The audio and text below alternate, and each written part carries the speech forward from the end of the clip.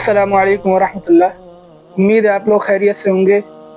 पिछली बार मैंने एक वीडियो अपलोड की थी जिसमें मैं आप लोगों को ये समझाने की कोशिश कर रहा था कि अल्लाह ताला पे यकीन किस तरह का होना चाहिए। और आज इस वीडियो का टॉपिक है इस्लाम की बुनियाद। इस्लाम की बुनियाद 5 चीज़ों पर है। नंबर 1, तौहीद। तौहीद क्या है?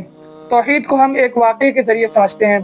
हज़रत बिलाल रज़ी अल्लाह अन्हु को कुफ़ार मक्का ने गरम रेत पर लिटाया और फिर सीने पे पत्थर रखा और कहा कि लात उज़्ज़ा की बड़ाई बयान करो, और कोड़े से भी बहुत मारा। उसके बावजूद हज़रत बिलाल रज़ी अल्लाह अन्हु अहद की सज़ा लगाते रहे और दीन पर कायम रहे। वैसे तो तौहीद के बहुत सारे वाक़यात हैं, लेकिन मैं आपको एक और वाक़या सुनाता हूँ हज़रत यासिर रज़ी अल्लाह अन्हु का। हज़रत यासिर रज़ी अल्लाह अन्हु के सामने उनकी माँ को बरहना कर दिया गया था और कहा गया था कि तुम इस्लाम को छोड़ दो, लेकिन इस्लाम से पीछे नहीं हटे और उनकी बातों का इनकार कर दिया। ये है तौहीद। सिर्फ ज़बान से कह लेना कि अल्लाह एक है और मोहम्मद सल्लल्लाहु अलैहि वसल्लम अल्लाह के बंदे और उसके रसूल हैं, ये कह देना काफ़ी नहीं होगा, बल्कि उसका यकीन भी दिल में होना चाहिए। ला इलाहा इल्लल्लाह, अल्लाह के सिवा कोई माबूद नहीं। अच्छा, माबूद कहते किसे हैं? जिसको किसी चीज़ की हाजत नहीं होती उसको माबूद कहते हैं, और ये ज़ात सिर्फ़ और सिर्फ अल्लाह तबारक व तआला की है।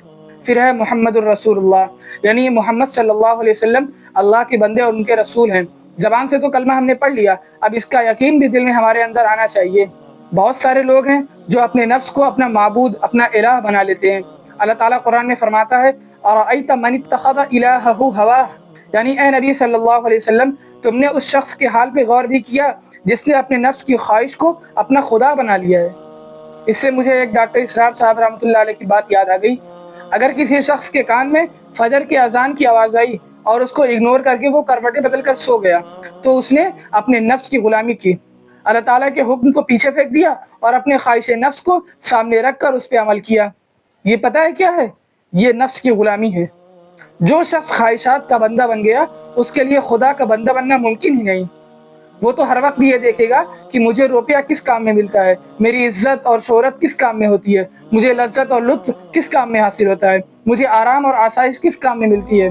बस ये सारी चीज़ें जिस काम में होंगी वो उसी को इख्तियार करेगा। वो ये नहीं देखेगा कि अल्लाह ताला ने इससे मना फरमाया है, और ये सारी चीज़ें जिस काम में ना हो वो उसको नहीं करेगा। तो ऐसे शख्स का खुदा अल्लाह तबारक व तआला नहीं हुआ, बल्कि उसका खुदा उसका नफ्स है। बात को समझना होगा, किसी से कुछ नहीं होता सिवाय अल्लाह ताला के, और इसका यकीन भी हमें अपने दिल में बैठाना होगा। उम्मीद है आप लोगों को समझ में आया होगा, और अगर आप लोगों का कोई क्वेश्चन हो तो आप लोग कमेंट बॉक्स में पूछ सकते हैं। अस्सलाम वालेकुम।